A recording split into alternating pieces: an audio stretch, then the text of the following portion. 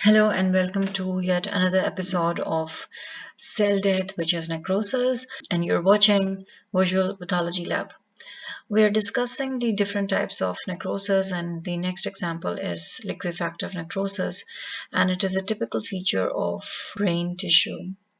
Why brain tissue? Because it is a soft tissue as compared to the solid organs, and the proteolytic digestion turns the cellular contents into a liquefactive mass, and that appears as a viscous liquid when we see the gross morphology, as you can appreciate here, right?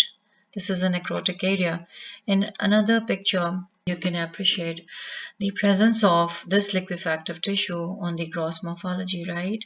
Now, how would it appear on microscopy? This whole area is almost a normal fibrillary background glial tissue of the brain, right?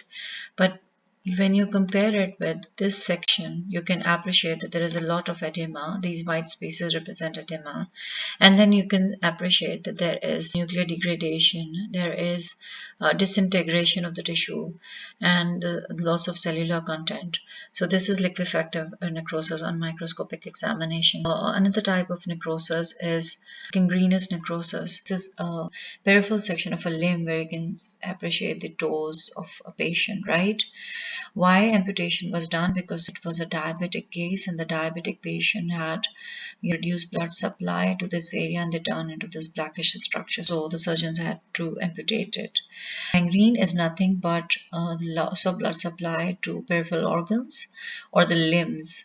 And the limbs, when they do not get supply, they turn into black architecture, and this is basically the type of gangrenous necrosis. You can appreciate the blackness of the toes, right? The blackness of the area. This is the gangrenous necrosis.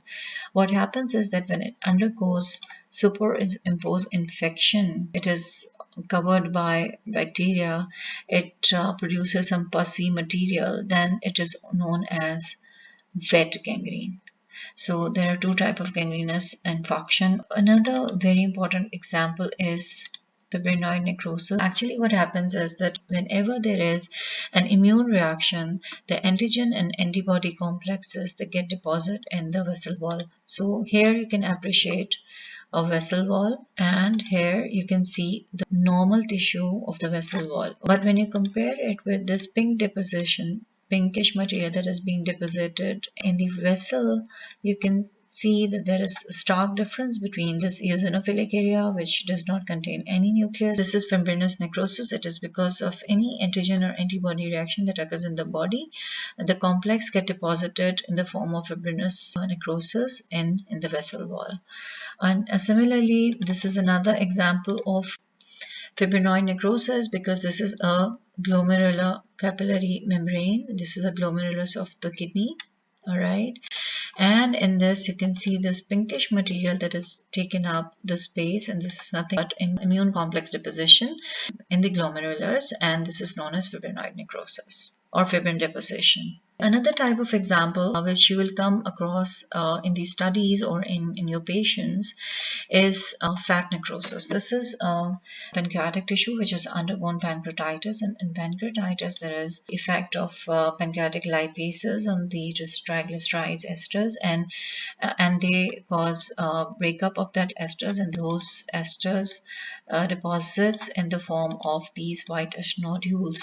So they are nothing but deposited fatty tissue which has undergone lysis. So under the microscope, the pancreatic tissue, which usually has a lot of glandular architecture because it secretes a lot of enzymes, you will appreciate that there is loss of these. There are tiny outlines presence of this glandular architecture, but it's almost lost now. So basically these are the areas of necrosis which has turned totally pinkish and eosinophilic, and there is no nuclei which can be seen anywhere. Along with it, there is a lot of hemorrhage. These reddish spots are hemorrhagic areas. So this is acute pancreatitis, and one of the examples of fat necrosis. Another very common example of fat necrosis is the breast tissue.